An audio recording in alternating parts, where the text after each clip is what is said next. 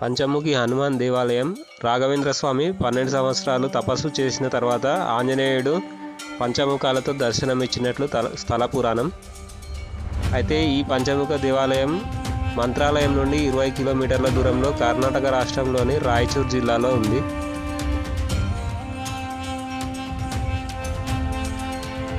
రాఘవేంద్ర స్వామి వారు మంత్రాలయం రాకముందు ఈ ప్రాంతంలో సుమారు 12 సంవత్సరాల పాటు కఠోర తపస్సు చేశాడట.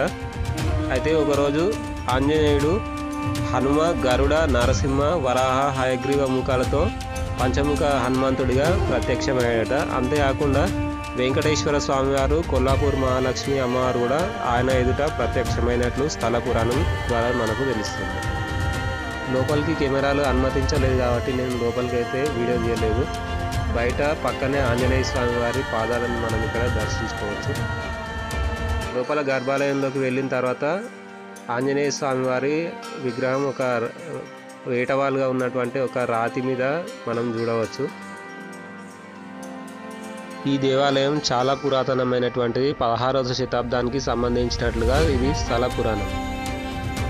ఇక్కడ ఉన్నటువంటి మరొక ప్రత్యేకమైనటువంటి విషయం ఏంటంటే ఆంజనేయ స్వామి వారి పాదాలకు కూడా ఇక్కడ ఒక గుడి ఉంది, పాదరక్షలకు.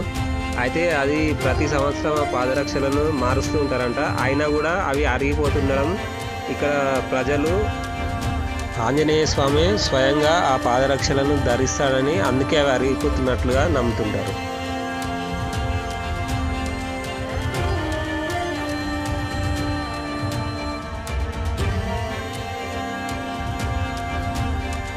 దేవాలయం వెనుక భాగంలో మంచం, దిండు, అదేవిధంగా ఒక పుష్పక విమానం ఆకారంలో ఉన్నటువంటి భారీ రాతి విగ్రహాలను మనం చూడవచ్చు.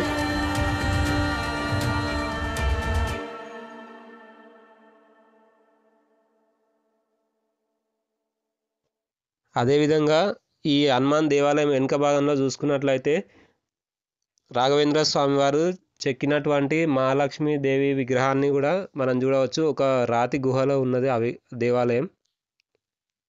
ఇక్కడ నుండి లోపలికి వెళ్ళినట్లయితే మనకు అమ్మవారి దర్శనం జరుగుతుంది.